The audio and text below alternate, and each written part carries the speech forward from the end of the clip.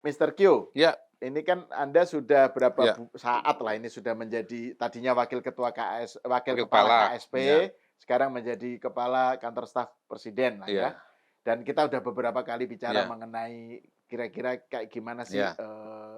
arah ke depannya Mhm, pemerintahan Prabowo ini mhm, kan ini mhm, sudah 1 tahun mhm, lebih ya. mhm, mhm, Eh, dan ini saya kira momen yang tepat, akhir mhm. tahun ini momen yang tepat untuk membicarakan ke depannya gimana Iya, ya. gitu.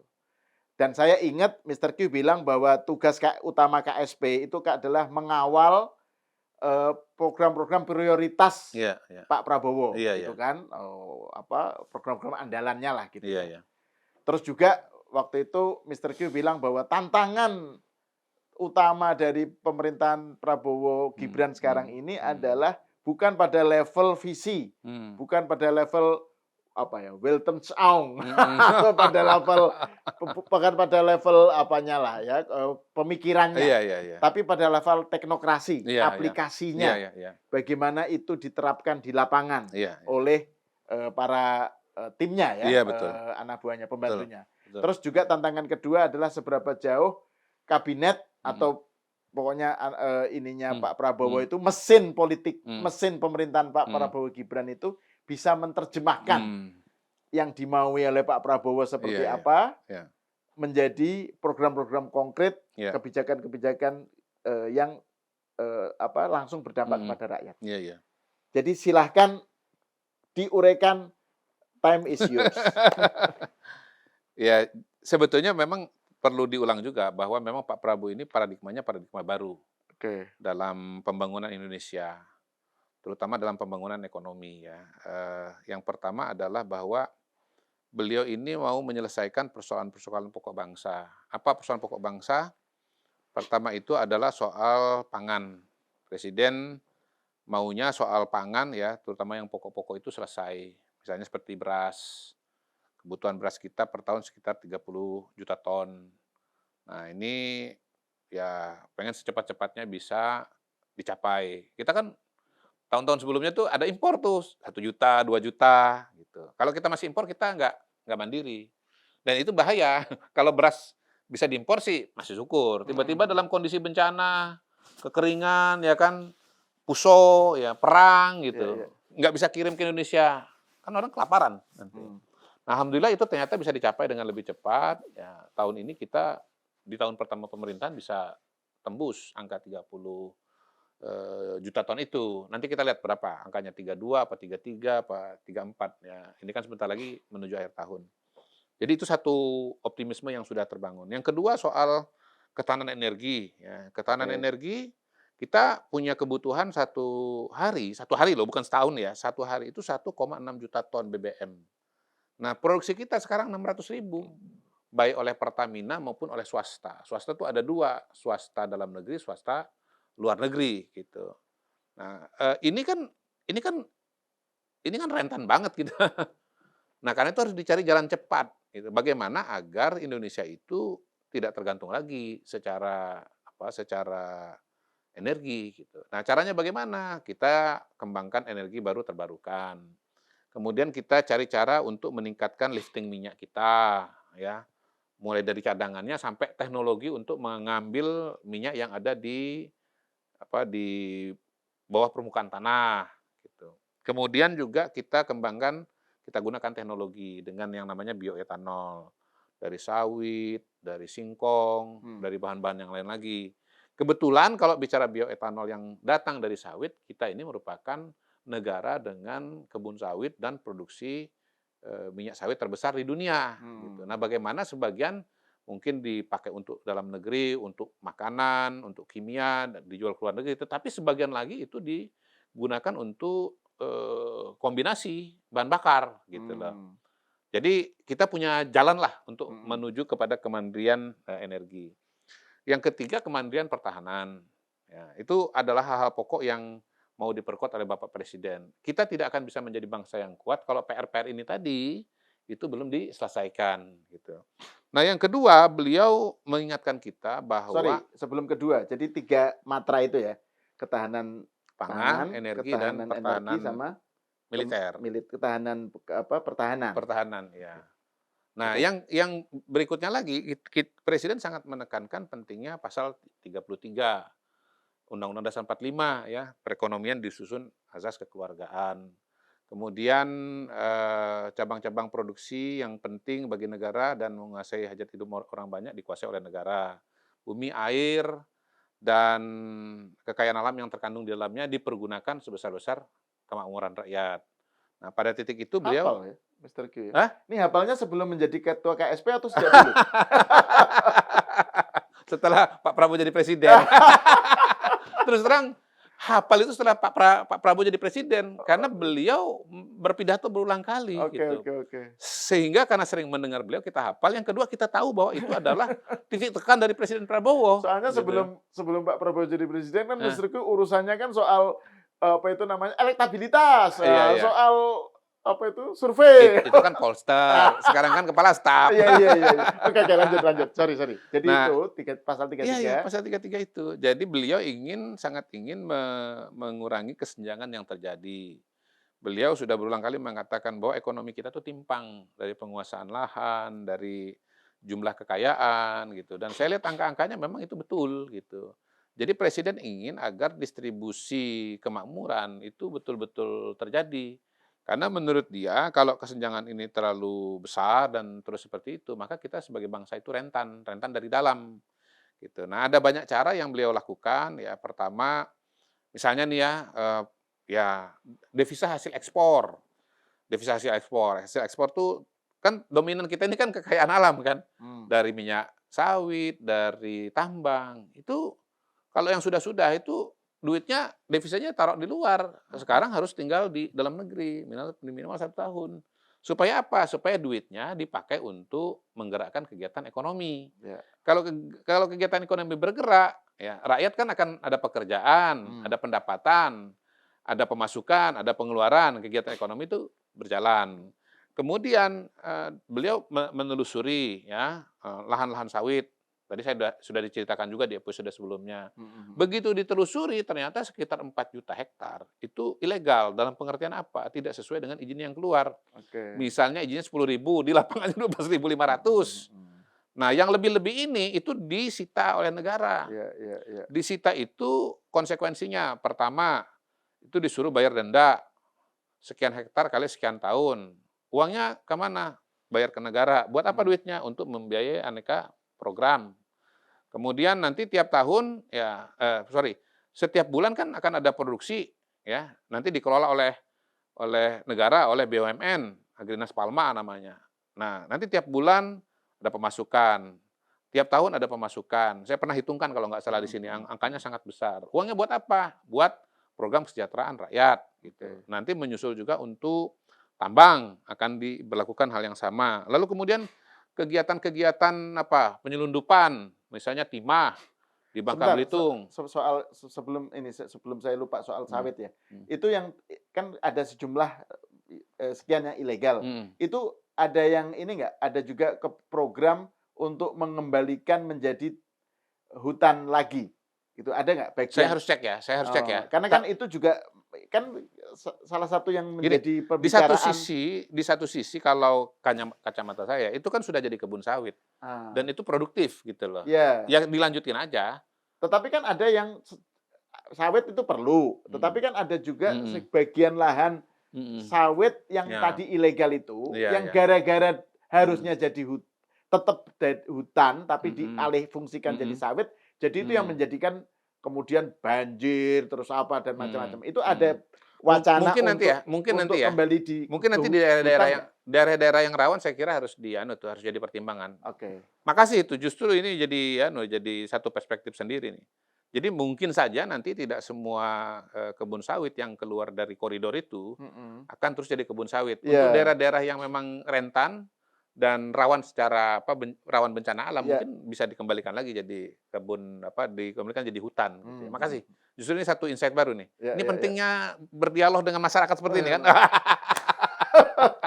Pentingnya podcast seruput. Pentingnya Nah, podcast tersebut iya ya, iya iya. bisa Oke, memberikan satu perspektif. lanjut lanjut yang tadi soal. Ya termasuk juga yang lebih operasional misalnya bagaimana yang lebih apa, lebih lebih mikro misalnya, bagaimana pemerintah mendorong dibangunnya koperasi merah putih. Koperasi Oke. merah putih itu kan tujuannya untuk membantu masyarakat. Pertama, menyediakan kebutuhan sehari-hari. Bagaimana supaya barangnya ada, harganya murah, gitu. Kemudian juga koperasi itu bisa jadi off taker untuk produksi-produksi masyarakat. Misalnya di Sumatera Barat kalau tidak salah, ada satu desa, satu kelurahan yang masyarakatnya itu adalah para pengrajin madu. Mereka pelihara lebah dan lebahnya itu off taker-nya atau pembelinya adalah koperasi, gitu. Nah, mereka tidak menerima duit dari koperasi, tapi mereka bisa ambil barang, Oke. gitu. Jadi petani kasih madu dinilai dengan uang, setara berapa rupiah, itu dipakai untuk ngambil barang, gitu. Ba Kebutuhan sehari-hari. barang maksudnya kebutuhannya si petani Kebutuhan itu? sehari-hari, Oke, kebutuhan sehari-hari, oke. kebutuhan keluarga, Kayak barter gitu ya? semacam itu, ya. Mekanisme persisnya saya nggak hafal Iya itu, iya tapi iya iya. pasti ada ininya, ada pembukuannya. Kemudian juga di situ misalnya akan dibangun buat distribusi pupuk, LPG, ada klinik, yang intinya bisa memberikan pelayanan kepada masyarakat. Nah, karena ini koperasi yang notabene adalah prinsip prinsip bekerjanya itu adalah dari anggota oleh anggota untuk anggota, modalnya itu dimiliki oleh anggota, bukan milik-milik pribadi, maka diharapkan distribusi kesejahteraan itu akan lebih merata, Oke. gitu.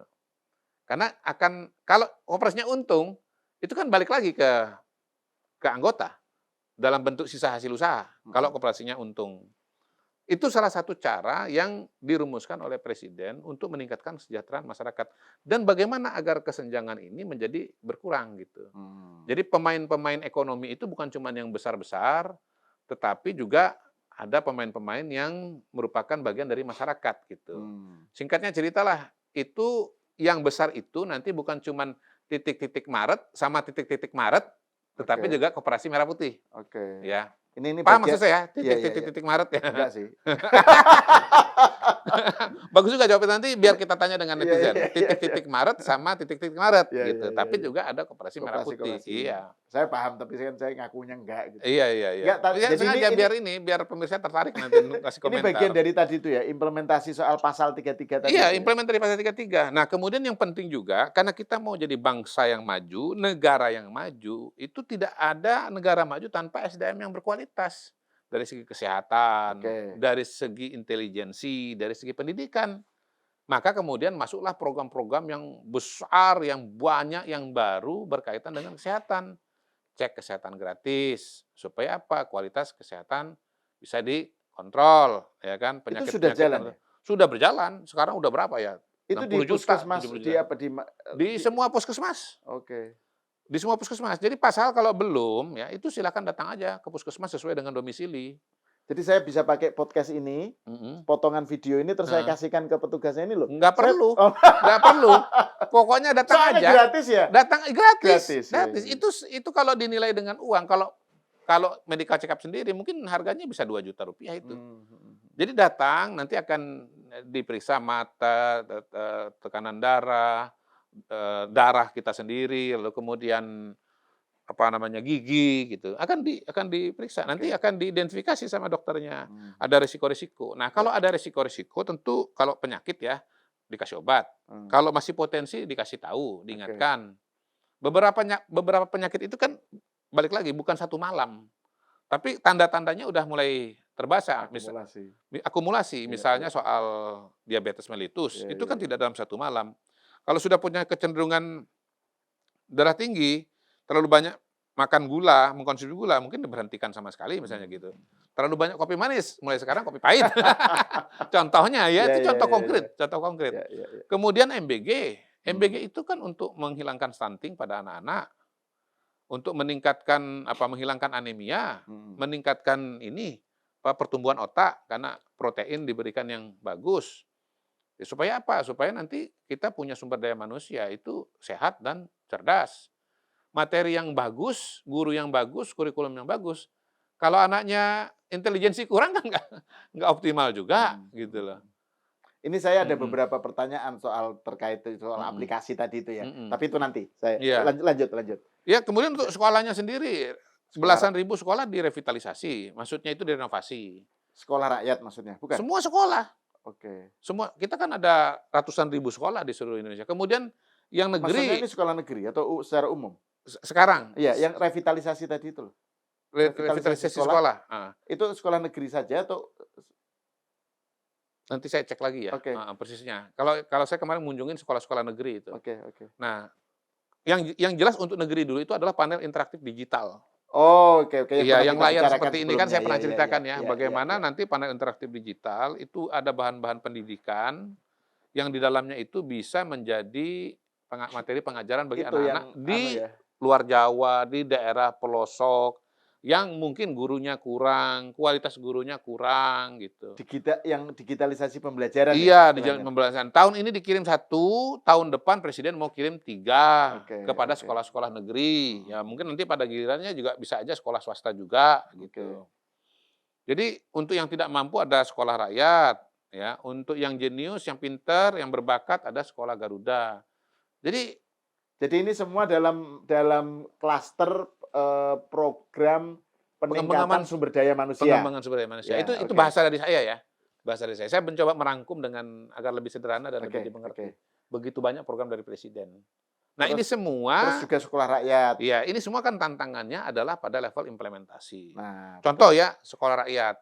Sekolah rakyat yang sedang berjalan ini ada 66, itu adalah 166 itu adalah sekolah rakyat transisi. Ya, ini menggunakan lahan-lahan, gedung-gedung, misalnya balai-balai dari Kementerian Sosial. Saya ketemu di beberapa titik bekas hotel Pemda, di beberapa titik bekas sekolah, ditransformasi menjadi sekolah rakyat. Tapi sebetulnya akan dibangun sekolah rakyat permanen. Nah, sekolah rakyat permanen nanti ada sekolahnya, ada asramanya, ada fasilitas olahraganya, gitu. Itu Ini di PR bawah berikutnya, Kemensos ya? Kementerian Sosial. Jadi untuk sekolah rakyat transisi ini sudah berhasil, sudah berjalan. Saya sudah melihat bagaimana proses itu berjalan di sekolah. Saya ngikutin dari Perpres, ikutin dari seleksi siswa. Sekarang saya ngelihat bagaimana siswa ada di dalam, menjalani kehidupan sehari-hari, dan itu sangat mengembirakan. Anak-anak lebih segar, Mhm. lebih cerah, lebih bersemangat, kondisinya menjadi lebih baik dibandingkan dengan kehidupan sebelumnya. Nah, tapi tantangan berikutnya kan bagaimana mau membangun sekolah permanen, Oke. ya kan? Bangun sekolah, bangun secara fisik, merekrut Ka guru. Kalau sekolah permanen itu artinya lama-lama akan menjadi di bawah Kemendikbud? Sementara tetap Kementerian Sosial. Oke, Iya, sementara tetap Kementerian iya, iya. Sosial.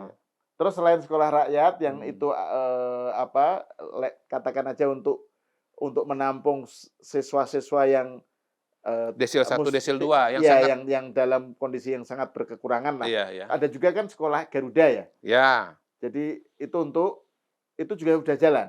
itu masih proses untuk pembangunan. Saya sudah Oh, datang di Belitung, waktu itu ada peletakan batu pertama. Nah, tentunya semua ini kita pantau terus. Kita di KSP kan tugasnya pengendalian, tadi udah dikutip itu, pengendalian program prioritas nasional. oke. Jadi program-program ini kita ikutin terus. Makanya saya juga dan tim itu biasa tuh keliling ke daerah-daerah untuk melihat perkembangan-perkembangan implementasi dari berbagai macam program ini, termasuk juga melihat problem-problem yang ada Oke. untuk bisa diantisipasi atau diselesaikan, Mhm, gitu. mhm. Oke, jadi kalau saya Contoh rumuskan nih ya, contoh ya, contoh eh, konkret. Tahun depan presiden mau kirim 3 lagi tambahan, 3 panel interaktif digital. Nah, penambahan ini, itu di satu sisi kan kalau teknis penambahan kan katakanlah beres gitu. mhm. Tapi sebetulnya kan ada implikasi yang harus diantisipasi. Pertama, kalau 3 listriknya cukup nggak? Oh, iya, iya, Dan iya, iya. ternyata sekitar 200.000 atau 70% sekolah negeri itu tidak cukup dayanya. Nah, itu harus ditambah. Nah, kita di KSP harus mampu melihat masalah-masalah seperti itu dan dicicil dari sekarang. Karena ini 200.000 sekolah, bukan 2 sekolah. Kalau 2 sekolah, 1 hari selesai. Kalau 200.000 Dan 200.000 dan seluruh Indonesia. nyebar kan. Iya iya. Artinya kan wilayahnya kan Kita beda-beda. harus komunikasi.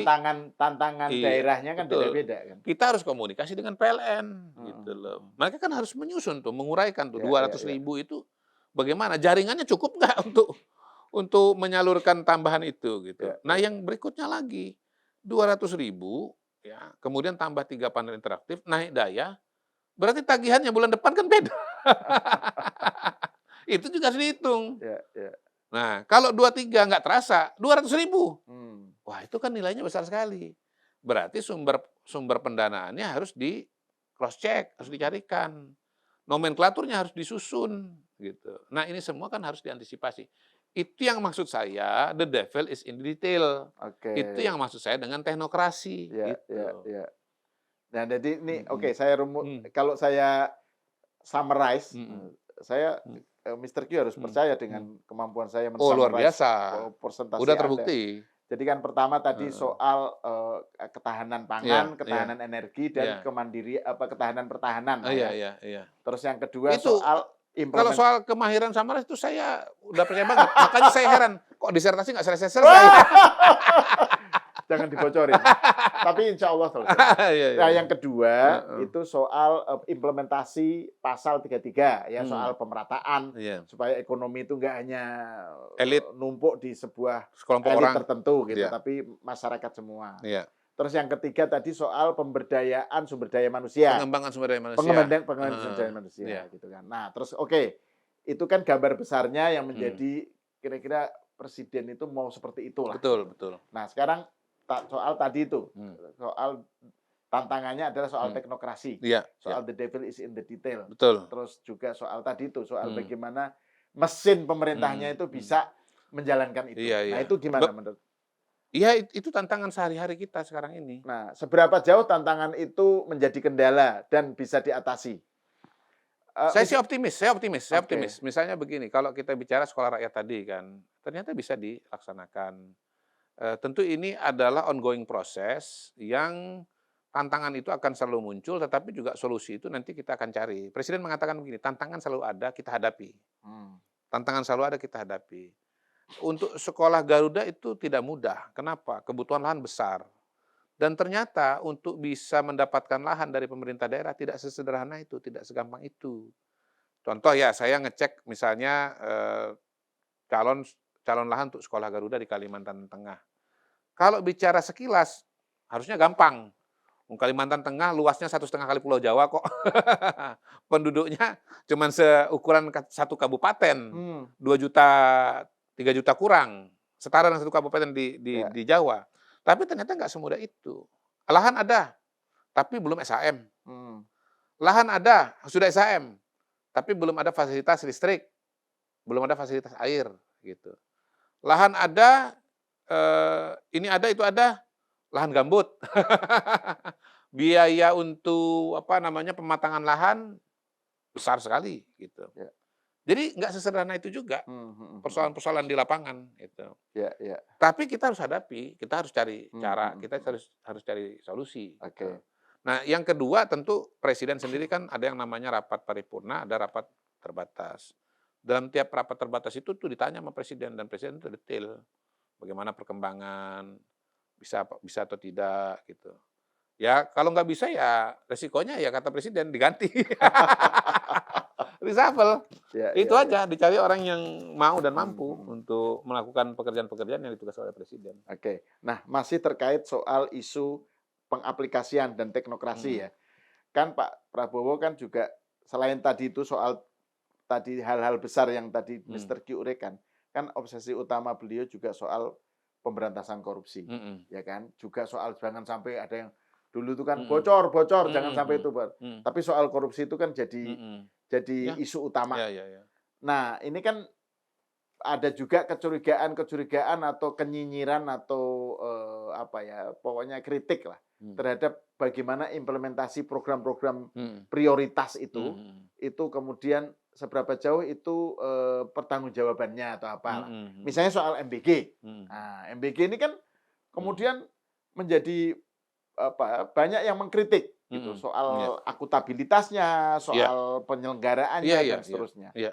Nah, jadi itu gimana soal obsesi Pak Prabowo Mhm, dengan anti korupsi itu dihadapkan dengan iya, kenyataan di iya, lapangan karena kan itu kadang-kadang kan ada ungkapan dalam bahasa Inggris kan the road to hell is paved by good intention. iya, betul, betul, Ya betul, kan? Niat betul. baik itu nggak cukup, kadang-kadang malah Iya, justru bisa benar, benar. karena merasa niat baik ternyata Macam-macam. malah justru bisa Macam-macam strategi presiden. Pertama road to pertama hell. antisipasi misalnya dengan efisiensi. Jangan lupa ya, salah satu kebijakan awal presiden itu efisiensi. Itu untuk mengurangi resiko adanya korupsi yang membuat dana itu menjadi bocor. Jadi beliau melakukan efisiensi dan dialokasikan untuk program-program yang memang menjadi prioritas. Itu yang pertama. Yang kedua, sekarang kan pengawasan kan luar biasa. Beberapa tindakan-tindakan itu kan yang sudah berjalan sekian lama, itu sekarang diluruskan. Contohnya apa? Balik lagi kita cerita mengenai penertiban kebun sawit, Hmm, penertiban lahan pertambangan, penghentian terhadap adanya penyeludupan timah seperti di timah gitu. Praktek-praktek yang berjalan sebelumnya itu oleh presiden dihentikan gitu dan itu nilainya besar-besar itu. hmm, hmm, Makanya kalau sekarang lihat ada pengumuman-pengumuman kan itu sampai kelihatan duitnya bertumpuk-tumpuk tuh setinggi rumah itu. hmm, Jadi presiden sangat serius oke. dengan semua tindakan-tindakan yang ada. Dengan semua kebijakan yang notabene sebelumnya itu tidak ada. Dan uangnya buat apa? Buat pembangunan, gitu. Jadi presiden sangat serius, presiden sangat beliau sudah mengatakan, tidak ada yang tidak tersentuh oleh hukum. No one is untouchable pada hari ini. Ya kita sudah lihatlah bagaimana ketegasan presiden soal-soal yang sebelumnya tidak bisa dalam tanda kutip tidak pernah muncul, sekarang ini udah muncul dan ditindak dengan tegas oleh presiden. Hmm, hmm, hmm. Kalau masalah-masalah itu kan ada dua masalah, masalah teknis, masalah hukum. Masalah teknis kayak MBG, terjadi keracunan yang meningkat pada Agustus September. Tapi kan terus ada respon yang proporsional. Misalnya KSP sendiri mengingatkan, itu SLAS-nya belum berjalan Hmm, dengan optimal. SLAS adalah sertifikasi laik higienis dan sanitasi. Di dalamnya ada materi pengaturan tentang sentuh makanan dan seterusnya. Nah, begitu ini menjadi kesadaran, menjadi policy, kan sekarang tren masalah keracunan kan menurun. hmm, Dari sekian belas menjadi terakhir berapa tuh, 3 atau 4 peristiwa. Mudah-mudahan nanti menuju ke titik nol, sama sekali tidak ada hmm. kejadian, gitu loh. Jadi masalah itu ada, tapi kemudian ditangani dengan sebaik-baiknya. Ya kalau ada yang aneh-aneh, misalnya kasus di Kemenaker itu, Immanuel Ebenezer, kan Oh, akhirnya kan iya, iya, iya. ditindak dengan tegas. Ya, Saya lupa tuh persisnya apa itu, soal perizinan. iya, iya. Heeh, Itu kan heeh. dipalak-palakin tuh orang yang mau membuat perizinan mengenai tentang keselamatan kerja kalau tidak Mhm, salah. mhm, mhm. Itu kan ditindak dengan tegas dan langsung diganti. Oke, oke. Jadi itu, apa, yang soal mengejar koruptor sampai ke Antartika Hmm, itu yang itu kan Pak hmm. Prabowo kan bilang itu Iya kan, iya iya. itu tetap menjadi agenda Menurut utama saya ya? menurut saya sih tegas bukan cuma ke Antartika, tapi ke pelosok hutan. Ke Oke. pelosok hutan, itu kan memetakan daerah wilayah itu kan seluruh Indonesia sampai ke pelosok Iya, hutan. iya, iya, iya, Yang iya. namanya kebun sawit itu kan jauh-jauh dari perkotaan itu. Mhm, Itu mhm. masuk hutan semua itu areanya. Oke, Itu oke. ditindak dengan tegas. Ya, oke. HGU ya, HGU 1,7 juta yang baru nggak ditandatangani, yang mau memperbarui juga belum ditandatangani. Mmm, mhm, Akan mhm. dievaluasi. Itu kan juga Antartika itu. Antartika dalam pengertian bahwa presiden sangat detail dan sampai ke pelosok-pelosok untuk Mmm, mhm, memberikan mhm. memberikan koreksi-koreksi di mana itu memang diperlukan. Oke. Oke, ini, closing remark lah dari Mister Q. Mhm.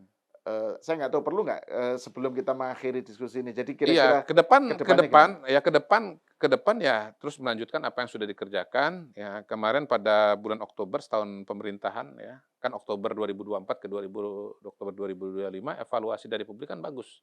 Angka kepuasannya antara 75 sampai 80% tergantung dari, dari hasil surveinya ya, beberapa survei itu rentangnya sekitar itu dan itu angka yang sangat bagus, sangat tinggi. Mmm, Artinya masyarakat puas kepada kinerja dari presiden.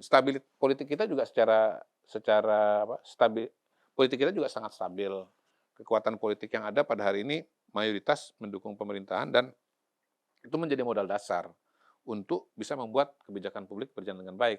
Dan ujungnya balik lagi tema dasar kita, tesis dasar saya dari awal, bahwa PR-nya ada di operasionalisasi, mmm, diimplementasi dan di teknokrasi. ya, Dan rasa-rasanya tesis Mister Q ya, itu yang dari akhir dari awal pemerintahan itu sampai sekarang ini rasanya terbukti benar. Ya, ya, Jadi ya. Mister Q bukan cuma benar soal tesis elektoral, tapi juga tesis kebijakan publik. Iya, iya, iya.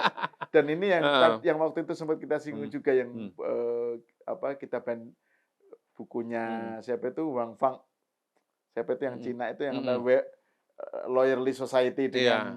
dengan ini. Tapi itu nggak usah deh, Heeh, nggak usah kita heeh, bicarakan, ini heeh, di take out aja. heeh, Oke, heeh, oke, terima kasih heeh, Mr. Kodari, Pak Kodari, mhm. atas obrolannya, atas pencerahannya dan Sama-sama. paparannya mengenai kira-kira bagaimana Indonesia ke depan ya. Betul, betul. Eh, Tentu ya, kita tidak berharap ada bencana lagi ya seperti yang terjadi di Sumatera, ya, ya. tetapi balik lagi seperti diskusi kita sebelumnya, kita dari sekarang harus bisa menyiapkan suatu antisipasi yang lebih baik dengan mindset yang baru Hmm. mengenai Indonesia sebagai negara yang potensi kena bencana alam. Ya, oke. Terima Thank you. kasih. Selamat apa? Selamat Natal tahun dan tahun baru. mestinya ini Selamat kan tahun baru. tayangnya udah lewat Iya, kan, selamat udah lewat. Jadi tahun baru. selamat tahun baru dan semoga kita semua nggak usah deh.